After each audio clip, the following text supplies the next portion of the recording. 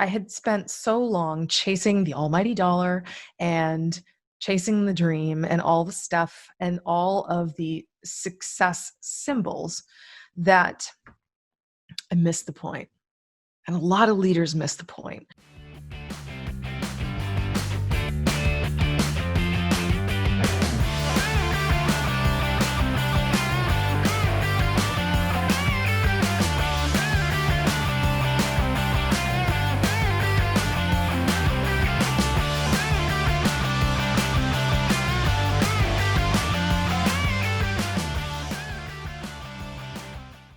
Now, let's rewind a little bit and talk about the target market of this podcast, the listeners. A lot of them are leaders, managers, and entrepreneurs. Why is it important for them to be happy? I mean, we hear all of these advice and podcasts that you're an entrepreneur because you're here to change the world.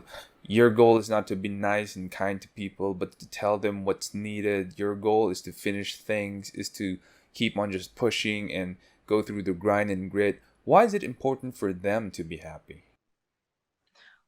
Well, to be honest with you, I think for a lot of people that buy the whole notion of hustle and grind, neither which are positive terms, I've never heard anyone describe grind as a positive thing. To grind is to destroy. I mean, even if you're thinking about grinding pepper on your salad, you have to destroy it and break it down. No, it's not just not good. I mean, thing is, more and more, there's a toxicity around the culture of entrepreneurship and leadership, which basically says, whoever works the hardest, whoever sleeps the least, whoever does the most wins the prize at the end. They get the girl at the end of the movie, right? It's a really destructive culture. The thing is, it requires that we, number one, have the courage to actually call BS on that, number one. Two, we also need to realize how critical happiness is in successful leadership. Successful leadership is not what I did for about 10 years. Okay. And I have no problem throwing myself on the sword here. It's fine.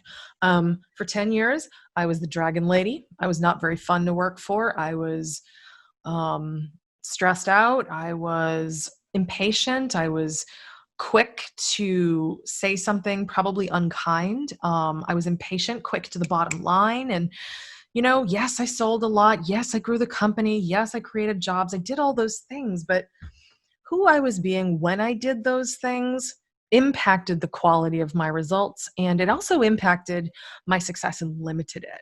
I noticed that I had a lot more employee turnover because, quite candidly, they hated me, and I can't say that I blame them. I hated me too. Like, I sucked. I mean, I wouldn't want to work for me, and it's crazy because I originally started my company because I wanted to build a company I wanted to work for. And I had spent so long chasing the almighty dollar and chasing the dream and all the stuff and all of the success symbols that I missed the point. And a lot of leaders miss the point. And, for every leader listening, every entrepreneur listening, there's a really powerful takeaway here. And this is what happens when you actually work on yourself, you invest in yourself, and you become a leader that inspires. Okay. You get people that are really excited to work for you and they never want to leave. You get clients that are loyal to you even when you screw up. You get people that have fun working with you and they call you just to say hello. You get people that tell others about you, and sales are easier because you're actually a joy to work with, and it's easy because you're just awesome as a human. The thing is, success is not what we think it is. Like, I don't want to hang around with the guy with the biggest boat. I want to hang around with the guy with the biggest heart, because that's the person that's going to hug me the tightest, the one that's going to make my life better, make me laugh, share good things with me, and really make my life better, because I get to have this amazing, ebullient, big, powerful, joyful energy in my life versus just some schmo with a boat. I don't care. It's about bringing like quality to who you are. And that's the thing. Like, I used to be the archetypal awful boss. right? Then I worked on myself, and thank God, my successor needed me to step back in and run the company for a little while. She got cancer, and yeah, it's absolutely tragic. She got cancer, and yes, I did retire. I am still technically retired, but I'm just covering for her while she gets better because I love her and I want her to be healthy. So, in order for me to have run the company, I need to not be a raging psychopath that's awful to work for.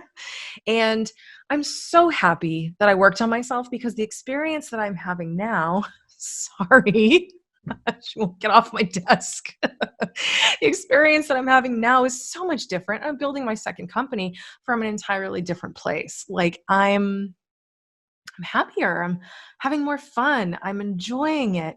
I'm getting referrals left and right. I'm having really important conversations with my staff and things that are not just business related. I get to know what's going on with them as humans. And how are you today? Well, I'm really kind of scared about what's going on in the world.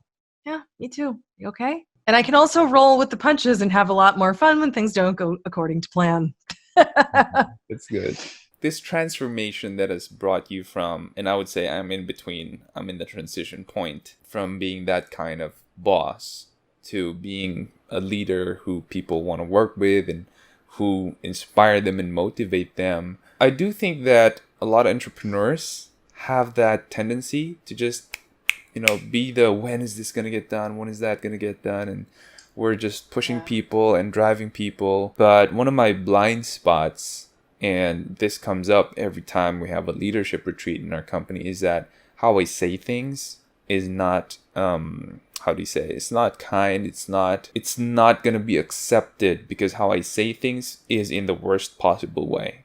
Now, I don't cuss, I don't shout at people, but I think it does still hurt them because they see me as someone who speaks on stage like yourself, and I teach leadership, but all of these things just kind of go out the window when I'm dealing with them and I see that work is just crap or it's lazy output. And so, Well, first of all, I really want to just acknowledge you for actually stating that. That's massive. And just by virtue of the fact that you're aware of it, it just tells me that you know that this is a weak spot. You need to work on it. You know that it's not good enough for you. It doesn't meet your own standard. It's probably just an old habit that got you to where you are now, and you just need some new ones. and see, I'm learning from you. And I want to ask that question, like, how did you make that swing? How did you jump from where I am right now to being where you are? It's the 6 habit stuff, not to give my stuff a major plug, but it is. I mean, that's the thing. Like, I hated who I had become. You know what I mean? When I looked in the mirror, I just saw a grumpy dirtbag looking at me, and I'm like, ugh, I didn't like her, right? I wasn't proud of who I was being, and that probably hurt the most. I remember leaving my first marriage, and one of the major reasons why I wanted to end that marriage is because I didn't like who I was being. And I think a big part of why I wanted to retire is because I didn't like who I was being. And I actually used to think that it was the company that made me that way. No, no, no, no, no. I made me that way. And also, I believed a lot of the lies that society and culture told me for years about how I needed to be in a marriage, in a company, whatever. And I needed to find a way to solve my own pain and misery and self-loathing and just like, I mean, shoot, my husband will tell you, like, I just like I was so miserable. I was like lying in bed, just like staring almost catatonic at the wall for several days because I was just in such an unbelievable funk because I just felt like almost like at an emotional rock bottom. And the thing is, I didn't know what the change was. So this is one of the wonderful things about entrepreneurs is we're problem solvers, right? We see a problem, we're like, ooh, solve it. Let's put a business around it. That sounds fun, right? That's what entrepreneurs do. But the wonderful thing that gives entrepreneurs kind of an edge in the world when it comes to any sort of self-development, leadership development, anything like that, is the quick ability to identify a problem, zero in on it, and go after the solution with incredible tenacity. And I think that's really where you're going to find yourself too. I mean, when we actually discover what the pathway is, it's simply a matter of just putting feet on it and getting to work. And that's really what it is. So for me, I needed to figure out what all happy and successful people seem to have in common. I needed to figure that out. I needed to figure out, well, why is it that I've been to the retreats and I've gone to all these classes and I've done the Tony Robbins stuff and I've done this lecture and this meditation and read that book and blah, blah, blah. Why is it that I've done all these things and spent thousands and thousands of dollars in the pursuit of happiness, but I'm still an unhappy lump? Why? What went wrong? What did I do wrong?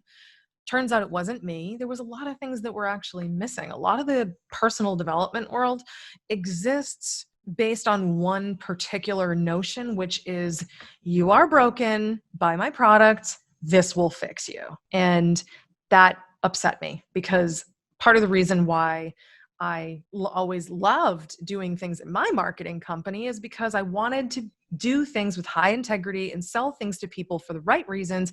And it's like, oh, no, don't buy that magazine ad because the salesperson told you to. Buy the other one because I'm objective and I make money regardless of what you do.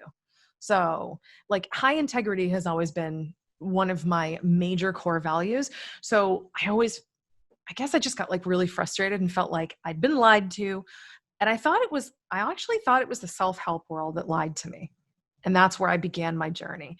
Turns out it wasn't the self-help world. There's a lot of amazing, amazing lessons out there. So many wonderful books and so many wonderful products and whatever. But if you take a look at so many of these different things, a lot of these, now that I've written this book and done all this research, I can put a lot of those in the context of those are a really good step 2. You need a really good step 1, which is give yourself a solid foundation within your relationship with you. When you do that, you can take this course, that class, that meditation, this and that. It will mean more, it will land better, it will stick, and it will give you a much more permanent impression. And you won't be approaching any of this self-help stuff from a perspective of I'm broken, there's something wrong with me, I have to fix it. You'll be approaching it from a perspective of, ooh, that looks fun. Ooh, I bet you I could get really good at that. I'd love to learn about that. It becomes curiosity and enjoyment, which is the divine art of play, which is all about goodness. But the 6 habits are essentially human foundational behaviors that we need to exhibit on a daily basis in order to be the people and live the lives we wish to live.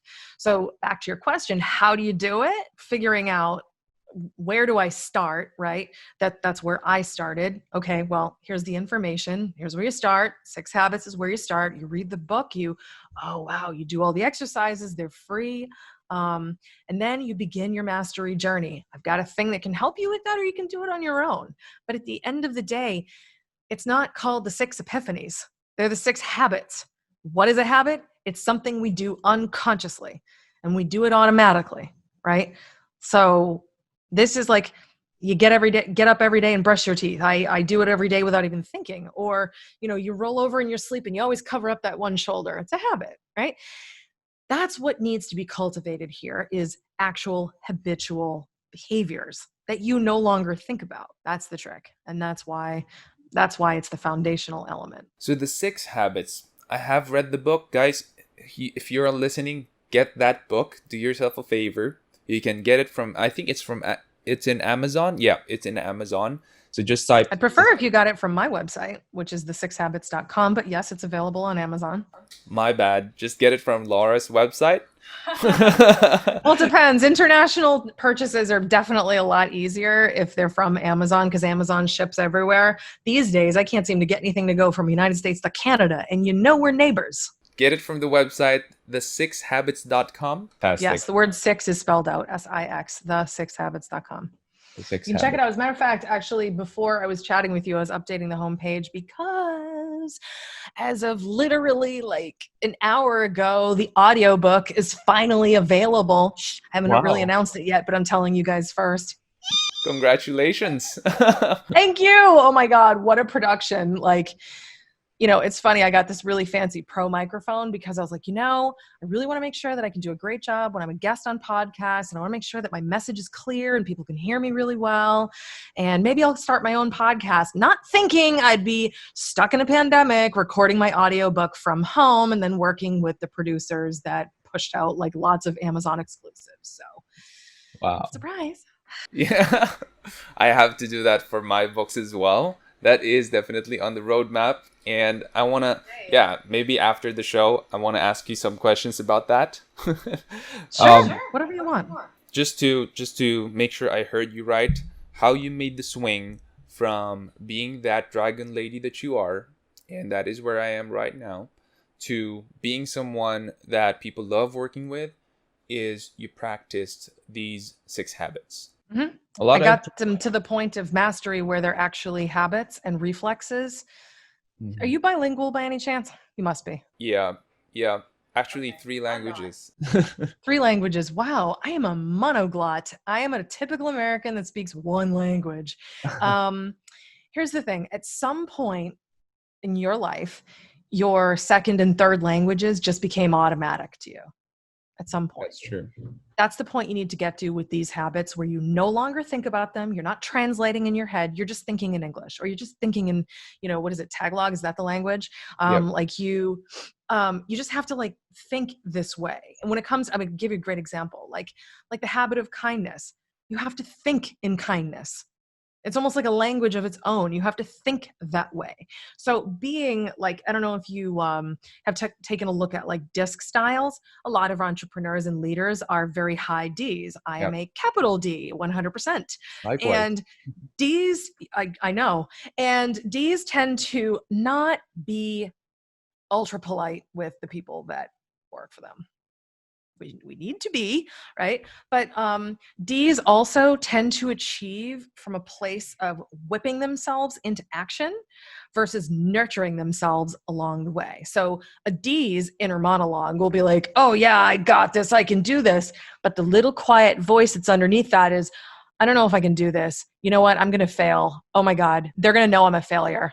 I better do this, or, oh my God, the sales meeting is going to go like crap. I can't believe I have to go on stage in a few minutes. I'm so nervous, blah, blah, blah, blah, right? So there's a lot of destructive things that a lot of us do, and we don't even realize it. I remember like one of my coaching sessions with an entrepreneur on actually a different one of the Hawaiian Islands. She's like, oh, I'm really good at kindness. I'm like, really? Prove it. Let's talk about how you treat yourself when you need to go after your next cold call. And she's like, you caught me. Yeah, I know I did. That's why I said it. Because entrepreneurs often will have a higher ego, right? Ego, which is a false sense of good, constitution, confidence. They'll have that, but it's coming from a place of pain. It's coming from a place of, I'm not good enough. I'm not worthy. I don't deserve this. I need other people to approve of me. So I'm just going to push, and I'm going to outpace you. I'm going to out-succeed you. I'm going to compete with you. Screw you, buddy. I'm going to own the game. You know what I'm saying? I know this because I used to do it. I even catch myself still kind of doing those things sometimes. I'm like, no, don't do that. And the new language I've had to teach myself is kindness. We're like, did I feel ready to apply for the TED Talk? No, but I said to myself, my message is worthy. I'm a great speaker, and I'm confident that someone will see the value in my one big idea. Well, I applied and they picked me. So then I had to go through the stress of, yay, they picked me. Oh God, they picked me. Right? But like, that's where the kindness came into play. I was like, well, yeah, of course they picked me. Cause this is a good idea, and I'll do a good job. And of course I'll do a good job. And they know that. And I know that. I don't need to feel like I'm beholden to them, or, like they've given me a gift. No, I earned it. They picked me based on merit, period. So there's a lot of stuff there, but the fluency in another language is the same as a fluency in new habits. TEDx, one of my dreams as well, when I was, I think I was like a 5-year speaker during that time. And the first time that I did it, the only time that I done it so far, 18 minutes that you have to kind of memorize your script. It is something else. So for people like us who like to talk, it's I know. It's like, you want me to make my point in less than 3 hours? Why? I'm going to, though. And I choose to be extremely grateful for them delaying the event, because it's given me more time to make my message much more concise, much better. So it is instantly shareable. well, God bless your TED Talk. It is a milestone. It's a huge honor. And it's always been like, it was on my vision board for a really long time. And, whenever the state of Massachusetts opens up again and the schools open up again, I'm sure they'll reschedule it probably in the spring. I'm excited whenever it's going to be.